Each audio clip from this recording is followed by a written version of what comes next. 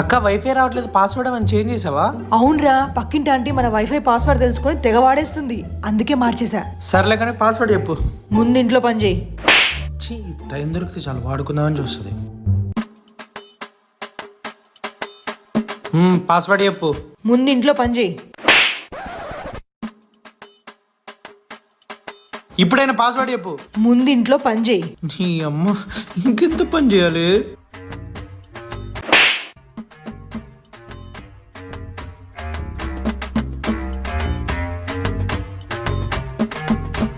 ఇంక పాస్వర్డ్ చెప్పు. ముందు ఇంట్లో పని చేయరా. ఎంత పని చేయాలి? ఇంట్లో ఉన్న పనులన్నీ వేసా. పని చేయి పని చేయి పని చేయి, ముందు పాస్వర్డ్ చెప్పు. ఒరేయ్, పాస్వర్డే ముందు ఇంట్లో పని చేయి. పని చేయి. ఇది అర్థం కాక ఇంట్లో పని అంతా చేసేసానా? నువ్వేమి చేశావు నేరం, నిన్నెక్కడంటింది పాపం.